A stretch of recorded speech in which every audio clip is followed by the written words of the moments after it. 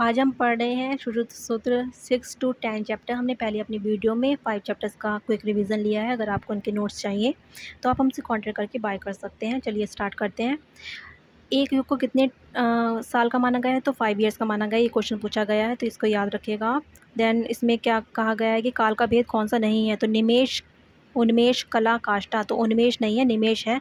ये क्वेश्चन भी आ चुका है, याद रखिएगा। हरित बसंत श्लेष्माणाम, पित्तम शरदे निर्हरण, वर्षासु शम्येद वायु। ये कहाँ का संदर्भ है? तो ये श्रुत सूत्र 6 चैप्टर का संदर्भ है, जिसमें हमने ऋतुचर्या के बारे में पढ़ा है। तो दोष उपचय, प्रकोप, प्रशमन, ये जो बताया गया है कौन सी ऋतु के सम्मिलित नहीं है, तो उसमें कौन सी ऋतु नहीं आती है, ये पूछा गया है। तो शरद, हेमंत, ग्रीष्म तो आती हैं, लेकिन इसमें शिशिर नहीं आती है, ये पूछा गया है क्वेश्चन। देन तप, तपस्या किसके मास में आता है? तो हमने कैसे याद किया था? तेरी मेरी शादी नहीं हो सकती, तो तेरी से शिशिर होगा, तो त से तप, तपस्या आ जाएगा। एक काष्ठा में कितने निमेष हैं? तो 15 निमेष है। इस पर भी क्वेश्चन आ चुका है। अहोरात्र में, जो अहोरात्र में बोला गया है, अर्धरात्रि में शरद, शरद के इक्विवेलेंट बताया गया है। पूर्वाह्न में किस ऋतु के लक्षण मिलते हैं? तो पूर्वाह्न में बसंत के मिलेंगे। देन ऋतु व्यापत का मुख्य कारण क्या बताया गया है? तो अधर्म बताया गया है, अदुष्ट। ठीक है। महामारी को किस आचार्य ने कहा है? तो मरक कहा है। ठीक है, ऐसे याद कर लो कि महामारी से मरते हैं, तो मरक श्रुत ने बताया है। देन वात, वृष्ट या कुला दिशा, ये किस दिशा में है? तो ये शिशिर ऋतु में है। ये आपको गोविंद पारिक के 440 पेज पे मिलेगा, आप वहाँ पे देख सकते हैं। देन लोद्र, प्रियंगु, पुन्नाक के वृक्ष किस ऋतु में पुष्पित होते हैं? तो हेमंत में होते हैं। ठीक है। और हेमंत में और क्या होता है? तो रज, धूम, कुला दिशा भी मिलती है। ठीक है। देन दोषों का चय, प्रकोप के आधार पर ग्रीष्म ऋतु किस माह में आता है? तो वो वैशाख और जेठ में आता है, ज्येष्ठ में आता है। 30 काष्ठा, 30 काष्ठा का क्या होता है? एक कला होता है। ठीक है, 30 काष्ठा का एक कला होता है। देन किस ऋतु में ऋतु गणना शुरू की गई है? किस ऋतु से स्टार्ट की गई है? तो शिशिर से की गई है। ठीक है, शिशिर, बसंत, ग्रीष्म, वर्षा, शरद, हेमंत। देन निसार वृक्ष अतिमात्र लघ्वे भवन्ते किस ऋतु के संदर्भ में कहा गया है? तो ग्रीष्म के संदर्भ में कहा गया है कि निसार हो जाता है और वृक्ष लघु हो जाता है। तो अल्प वीर्य किस में कहा गया है? तो वर्षा ऋतु में। मध्यम वीर्य किस में कहा गया है? तो शरद ऋतु में। ठीक है। और हेमंत ऋतु में परिणत वीर्य बताया गया, ये याद रखना है। वर्षा ऋतु में औषधियों के अल्प वीर्य होने का क्या कारण बताया गया है? तो तरुण होने के कारण वो अल्प वीर्य हो जाती हैं वर्षा ऋतु में, तो ये याद रखना है आपको, तरुण होने के कारण होती हैं। किस ऋतु में औषधियाँ परिणत वीर्य हो जाती हैं? तो हेमंत ऋतु में हो जाती है, हमने आपको बता ही दिया है। देन पैत्तिका नाम व्याधि नाम उपशमनम, जो पैतृक की व्याधि होती हैं उन वो उपशमन कब होती है? तो हेमंत में होती है। ठीक है। एक युग कितने वर्षों का बताया है? तो एक युग कितने वर्षों का? तो 5 साल का है, हमने पहले ही पढ़ लिया था। देन बृहत, बहु, बहुस्योप शोभित किस ऋतु में होता है? ठीक है। कुधान्य किस में होता है? धान्य किस में होता है? तो वर्षा में ही होता है, जब बारिश आती है। देन शक्र, गोपो, ज्वाला किस ऋतु के बारे में बताया है? तो प्रावृट के बारे में बताया है। दिशा प्रज्वलित किस में होगी? तो गर्मियों में होती है, ग्रीष्म में। स्वभाव से वातिक व्याधि का शमन किस ऋतु में होता है? तो ये आपका शरद में होगा। स्वाभाविक से श्लेष्मिक व्याधि का शमन किस ऋतु में होता है ना, स्वाभाविक का। तो कफ का किस में होगा? आपका ग्रीष्म में होगा। स्वाभाविक से पैत्तिक व्याधि का शमन किस ऋतु में होता है? तो इसमें आपका पित्त हेमंत में होता है। वर्षा में जो संचित पित्त होता है उसका निर्वहन किस ऋतु में करना चाहिए? तो शरद ऋतु में करना चाहिए। ग्रीष्म में संचित वात का प्रावृट में करना चाहिए। ठीक है, वात का प्रावृट में करना चाहिए, पित्त का शरद में करना चाहिए और कफ का बसंत में करना चाहिए, ये आपको याद रखना है। ठीक है।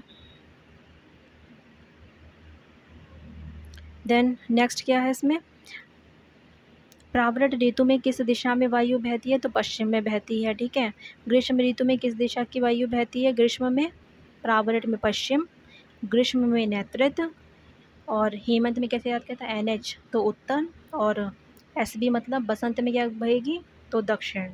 ठीक है, दक्षिण बसंत में।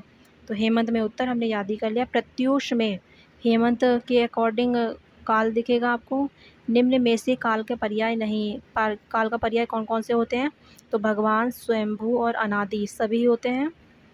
देन श्रुत ने के अनुसार कितने अक्षी निमेष की एक काष्ठा? तो एक काष्ठा की 15 निमेष होती है और एक मुहूर्त, एक अहोरात्र में कितने मुहूर्त होते हैं? तो 30 मुहूर्त होते हैं और एक मुहूर्त में 20 कला, 1/10 कला होती है। विशिका अनुप्रवेशनी अध्याय में विशिका का मतलब क्या होता है? तो कर्म मार्ग, ठीक है, जो कर्म आप करते हो, किस मार्ग पे चल रहे हो, ऐसा इसका मतलब है। ये क्वेश्चन आ चुका है, देख लेना। काल का भेद कौन सा नहीं, तो उन्मेष नहीं है, हमने पहले ही बता दिया था। एक कला की कितनी काष्ठा है? 30 काष्ठा है और एक अहोरात्र का 30 मुहूर्त है, ठीक है। एक काष्ठा की 15 निमेष है। सिरावेद हेतु पायना किस कौन कौन से हैं? तो क्षार, उदक, तैल है, ठीक है। क्षार, उदक, तैल में से कौन सा है? तो तैल बताया गया है, इसे याद रखना है आपको। तो कैसे याद रखना है? क्षार में अस्थि, शर आएगा, ठीक है।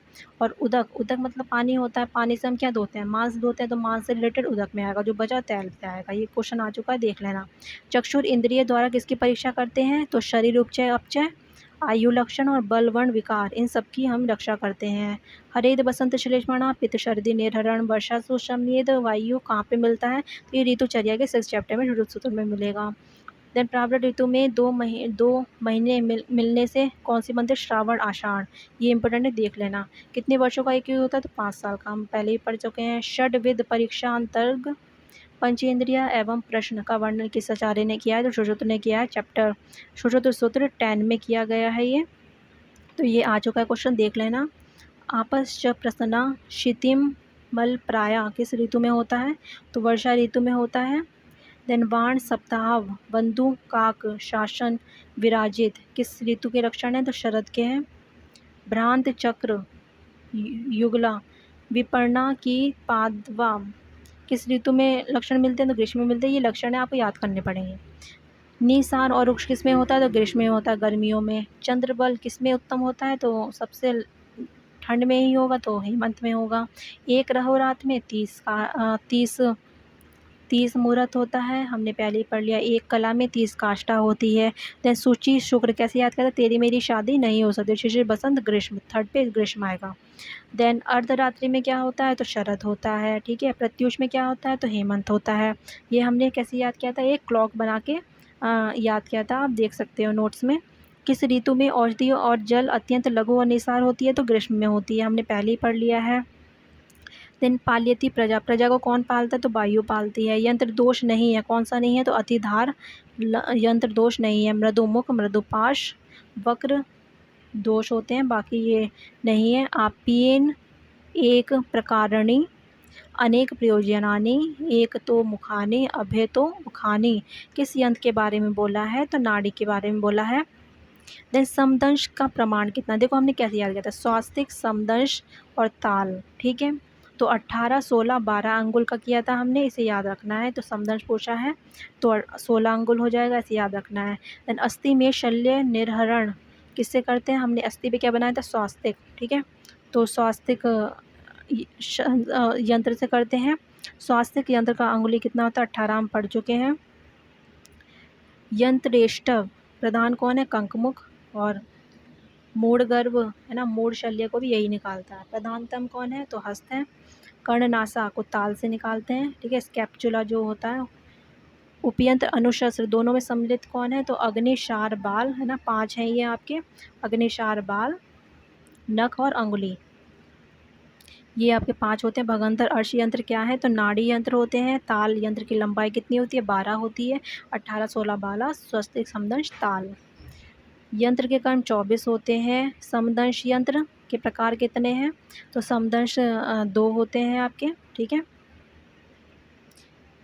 देन कर्णनासा में ताल है, ये आ चुका है, कर्णनासा में ताल है।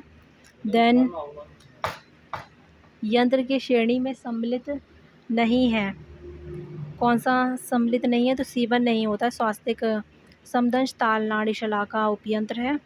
सीवन इसमें नहीं आता है, ठीक है, यंत्र के श्रेणी में नहीं आता है। देन सर्पफणमुखी, सर्पफणमुखी क्या करता है? तो उसका जो कर्म होता है वो होता है व्यूहन, लेकिन नंबरिंग कितनी है? 2 होती है। दारवी कितनी होती है? 3 होती है, जिससे हम क्षार और औषध करते हैं। नासार्बुद 1 होता है, जिससे हम क्या करते हैं? नासार्बुद से क्या करते हैं वो आप देख लीजिएगा। दारवी आकृति खलमुखी यंत्र क्षार औषध हमने पढ़ ही लिया है। वडिष्मुखी से हम क्या करते हैं, आहरण, बड़े दांतों का आहरण करते हैं। श्रोतोगत शल्य उद्धारण रोग दर्शन प्रमुख यंत्र कौन सा है? श्रोतस में कौन सा यंत्र यूज़ करते हैं? श्रोतोगत में तो नाड़ी यूज़ करते हैं। स्वास्तिक 18 हम पढ़ ही चुके हैं, 18, 16, 12। मूत्र वृद्धि यंत्र किस प्रकार का यंत्र है? तो नाड़ी यंत्र है। देन हमने क्या पढ़ा था, मूत्र मार्ग विशोधनी मालती पुष्प व्रंथ है, और बागवट ने मालती पुष्प व्रंथ किसे कहा है? तो अंजन शलाका को कहा है। ठीक है, सुश्रुत ने अंजन शलाका को क्या बोला है? कलाई परिमंडल, जो कि एक होता है। तो कंफ्यूजिंग पॉइंट है, देख लेना। निरुद्ध प्रकाश यंत्र, सन्निरुद्ध युगुद्ध यंत्र कौन से हैं? तो नाड़ी यंत्र होते हैं। प्रमार्जन, प्रमार्जन क्या होते हैं? प्रमार्जन आप कॉटन से करोगे तो करपास, कृष्णोत्तमुखी।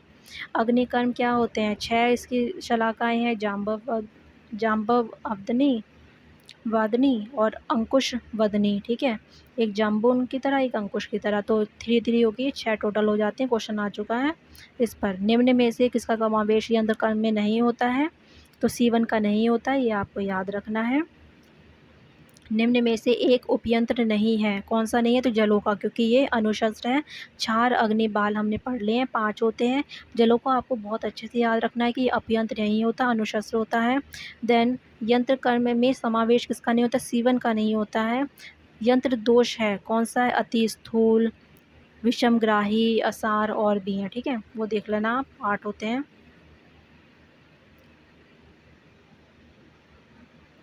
आई थिंक 12 होते हैं यंत्र दोष, वो आप एक बार चेक कर लेना।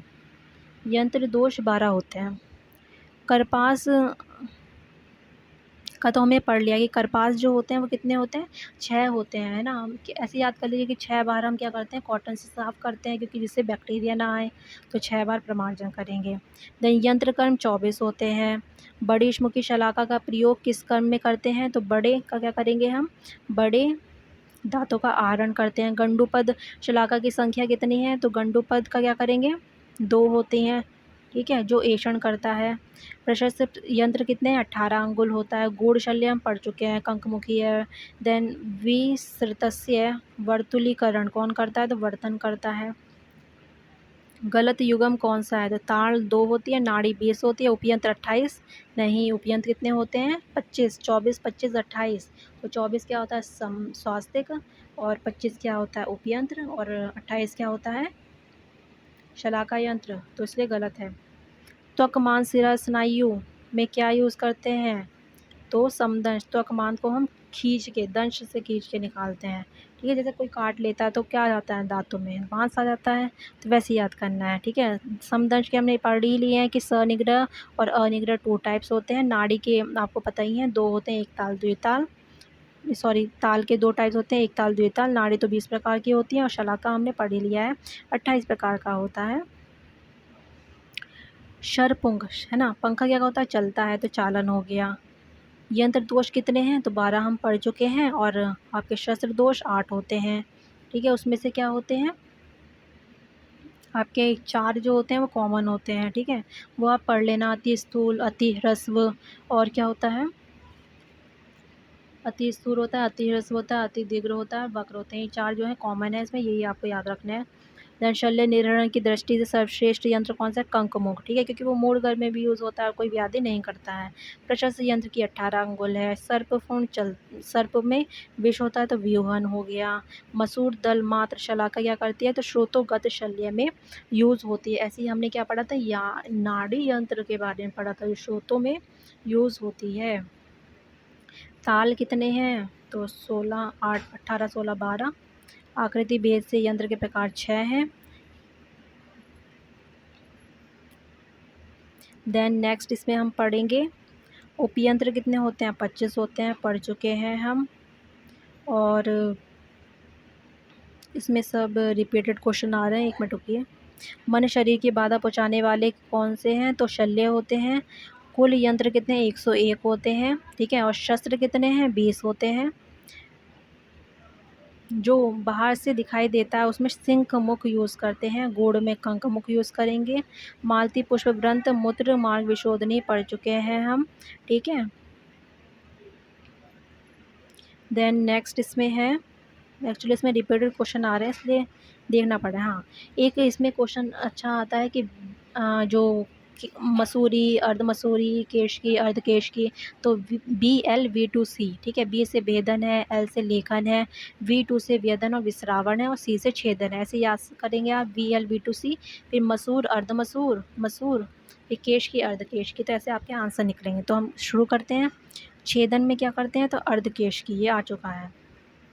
भेदन मसूरी, इस पे भी क्वेश्चन आ चुका है, ठीक है? छेदन अर्ध-केशकी और भेदन मसूरी, तो इन्हें याद कर लेना आप। क्षारोदक तैल 3 पायना होते हैं, हम पढ़ चुके हैं।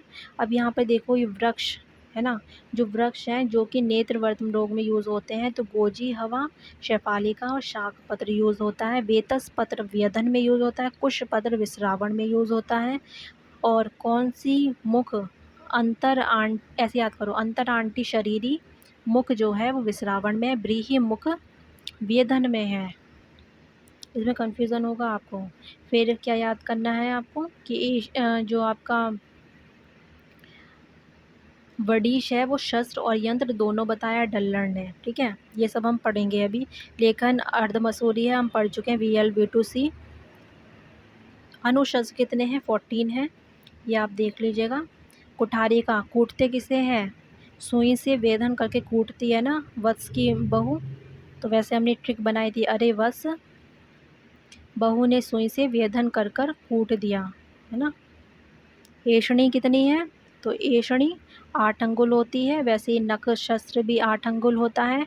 शरीरी मुख 10 अंगुल होता है, जिसका काम क्या होता है, विस्रावण होता है। इसका दूसरा नाम कर्तरी शस्त्र है, जो ठीक है, ये हो गया आपके 3। और इनसे अलावा जो होता है वो 6 अंगुल होते हैं, चाहे कोई भी हो। तो सामान्यतः जो शस्त्र की जो प्रमाण होता है वो 6 अंगुल होता है। मुद्रिका यंत्र आपको याद रखना है कि वो प्रदेशनी अग्रपर्व प्रदेश प्रमाण का होता है, जो आपकी लिटिल फिंगर और उसके प्रमाण का होता है।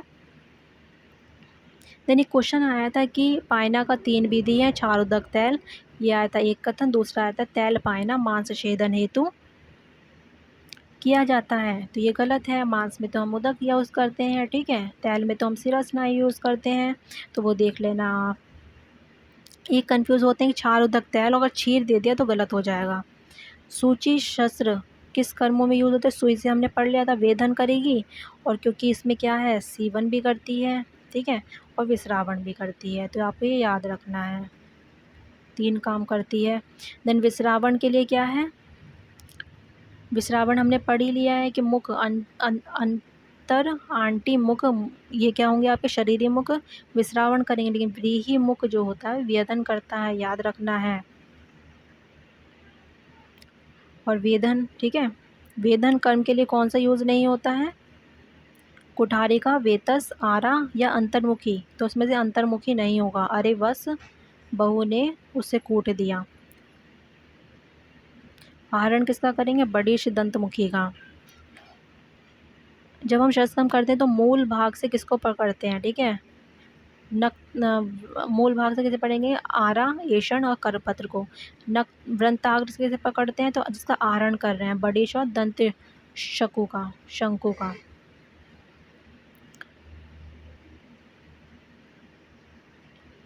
देन इसमें हमने पढ़ ही लिया है कि शस्त्र दोष 8 होते हैं, शस्त्र के गुण 6 होते हैं, यंत्र के गुण भी सेम होते हैं 6, ठीक है। शस्त्र प्रमाण सामान्यतः 6 अंगुल होता है, ये पढ़ ही चुके हैं हम। त्रिविध एषणी में क्या क्या आता है, तो तीक्ष्ण कंकड़ कंटकमुखी, यवपत्रमुखी और गंडुपदमुखी, ठीक है, मध्य नहीं आएगा इसमें। विस्रावण व्यधन दोनों सूची में करते हैं, ये क्वेश्चन आ चुका है। क्षार अस्थि छेदन में, ठीक है, अस्थि छेदन में हम क्षार डालते हैं, शल्य भी डालते हैं, ऐसे याद रखना है। देन छेदन और लेखन कैसे करेंगे, तो छोले से याद करते हैं, मंडलाकार छोले तो मंडलाग्र और करपत्र हो गया। डल्लर ने यंत्र और शस्त्र किसे माना है, तो बडिश को माना, याद कर लिया है। धारा तेज करने के लिए हम निशातनी का वर्ण क्या होता है, तो माश वर्ण होता है, ना कि कृष्ण वर्ण। एषणी का प्रमाण कितना होता है, 8 हम पढ़ ही चुके हैं। नक्षत्र का भी 8 होता है। अनुशस्त्र कितने होते हैं, तो पढ़ लिया था हमने, 14 होते हैं। उसमें से जो 5 हैं वो कॉमन है, ठीक है। और क्या है इसमें, त्वक चतुर्वर्ग भी आता है, ठीक है, त्वक आदि वर्ग भी आते हैं, त्वक सार आदि, ठीक है। त्वक सार आदि में क्या है, त्वकसार, स्फटिक, खौज और कुरुविन, ठीक है, ये क्या आपके अनुशस्त्र हैं। और इसमें पत्र भी आते हैं 3, शाक पर शफालिका गोजी हवा। राजा अगर राजपुत्र के लिए क्या विश्रावण है तो त्रिकूर्चक का यूज़ करते हैं। त्रिकूर्चक में शीर्ष अंबु पे क्वेश्चन आ चुका है। स्नायु छेदन में तैल यूज़ करते हैं, पढ़ चुके हैं हम। आटीमुखी, आटीमुखी का क्या होता है, क्योंकि हमने पढ़ ही लिया है कि 3 ऐसे हैं जिनका अलग होता है, बाकी का 6 होता है, तो 6 अंगुल होगा। लेखन के लिए लेखन के लिए अगर वृद्धि पत्र को हाथ से पकड़ते हैं तो कहाँ से पकड़ेंगे, तो उत्तान पकड़ेंगे, ठीक है, बिल्कुल खड़ा करके लेखन करने के लिए। किस शस्त्र की धार खरधार होती है, क्योंकि खरधार एक दोष है, लेकिन करपत्र के लिए ये एक गुण है। क्यों? क्योंकि हमें अस्थि छेदन करना होता है। नख अनुशस्त्र का प्रयोग किस कर्म में करते हैं, तो नख क्या थे, बड़े, वृद्धि नख किसके थे, छेदन भेदन दोनों के थे, आहरण का भी था। उदक पायित शस्त्र को मांस के किस कर्म में यूज़ करते हैं, तो छेदन भेदन पाटन सब कुछ करेंगे इसमें। देन शस्त्र की अर्धमासूरी धारा हम पढ़ चुके हैं, लेखन में होती है। और विश्रावण में आटीमुख में करेंगे, है ना, अंतरांटी शरीरी मुख, बार बार ये क्वेश्चन आ रहा है। भीरू और बालकों में छेदन भेदन किसके करते हैं, तो वंश स्फटिक कौज से, त्वकादि चतुर्वर्ग से। शस्त्र धारा संस्थापन के लिए वृक्ष फलक शालमली यूज़ करते हैं, ठीक है। एषणी के प्रकार कितने हैं, तो 3 होते हैं। स्नायु में तेल यूज़ करते हैं, पायना। नेत्रव्रत में हमने पढ़ ही लिए हैं, 3 पत्र हैं, गोजी शफाली का शाक। एषणी में अगर एषण का अभाव हो तो कौन सी यूज़ करेंगे, 3 चीज़ें, बाल, अंगुली, अंकुर चीज़ें यूज़ करेंगे। सुचुत्र मतेन शरारी मुख शस्त्र का कार्य क्या है, विश्रावण पढ़ चुके हैं। अग्रभाग से मुड़ा हुआ क्या होता है, बड़ी दंत शंकु, बड़े दांत का हरण करते हैं। नख शस्त्र पढ़ चुके हैं, 8 अंगुल। वेतस पत्र का क्या काम होता है, पत्र है, याद रखना, पत्र में वेतस पत्र व्यधन करेगा, कुश पत्र विश्रावण करेगा, कुठारिका वेधन करेगी। अगर आपको याद नहीं हो रहा तो आप हमारे नोट से पढ़ सकते हैं। शस्त्र खरदार कौन सा है, करपत्र, ये एक दोष है, लेकिन करपत्र एक्सेप्शन में है। और व्रंत के अग्रभाग से किसे पकड़ते हैं, त्रिकूर्चक को भी पकड़ते हैं, हम याद कर चुके हैं।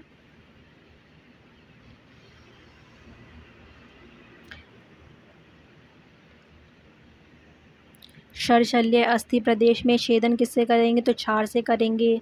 मंडलाकार करपत्र किसका होता है, तो छोले का होता है, छेदन लेखन। और भेदन कर्म करने वाले शास्त्रों की धारा होनी चाहिए, है ना, भेदन मसूरी, छेदन अर्धकेश की, छेदन सबसे लास्ट में, VLV2C, ठीक है। उपयंत्रों में बाल का प्रयोग किस कर्म के लिए किया जाता है, तो ऐषण के लिए किया जाता है, याद कर लिया था हमने। देन करतरी किस शस्त्र को कहते हैं, शरारी शस्त्र को कहते हैं, ठीक है। शस्त्र के प्रकार कितने हैं, तो 20 होते हैं। नख शस्त्र का क्या कर्म है, छेदन लेखन। किस शस्त्र को मांस के छेदन भेदन पाटन में यूज़ करते हैं, तो उदक को, पानी से हम क्या धोते हैं, तो मांस धोते हैं। नख का प्रयोग किस में करते हैं, तो छेदन भेदन आहरण में यूज़ करते हैं। देन अनुशस्त्र की संख्या कितनी होती है, 14, जिसमें से 5 कॉमन है, अनुशस्त्र और उपयंत्र। शस्त्र की संख्या कितनी है, 20। योग अभ्यास का वर्णन कहाँ मिलता है, छोटे सूत्र 9 चैप्टर में क्वेश्चन आ चुका है, देख लेना। व्यवहारिक सर्जरी परीक्षण प्रशिक्षण किस में बताया गया है, तो योग सूत्रीय अध्याय में बताया गया, चैप्टर 9 में, सूत्र में। पनस का प्रयोग किस अभ्यास कर्म के हेतु में किया जाता है, पनस, है ना, जो वो होता है ना कटहल, तो उसे हटाते हैं ना, आहरण करते हैं उसका। जल से भरा हुआ घड़ा होता है, उसमें क्या करेंगे, नेत्र प्राणिधान वर्ण वस्तीकर्म और वस्तीकर्म सारे अभ्यास करते हैं। मांसपेशी पर कौन सा अभ्यास करते हैं, तो कर्ण संधि बंद करते हैं पेशी पर, ठीक है। अगर मृदु मांस होगा तो शार अग्निकर्म अभ्यास जाएगा। वस्त्र और मृतिका से बना हुआ जो पुतला है उसके अंग प्रत्यंग पे हम बंधन कर्म करेंगे। अगर 2 मोटे वस्त्र का प्रंत भाग है और कोमल चमड़े के प्रंत भाग है ना, मतलब स्टार्टिंग का भाग है, उस पे तो हम सीवन ही करेंगे ना, जोड़ेंगे उसे। जो मधुष्टिक मोम से लिपटा हुआ सेमल होता है उसमें क्या करते हैं, विश्रावण, उसे बाहर निकालते हैं, याद रखना है। मृत पशुओं के दाँतों का क्या करेंगे, दाँतों को तो उखाड़ते हैं तो आहरण करेंगे। घुन लगी हुई जो आपकी नष्ट है काष्ठ और सूखी हुई तुम्बी में तो एशन प्रॉबिंग करेंगे।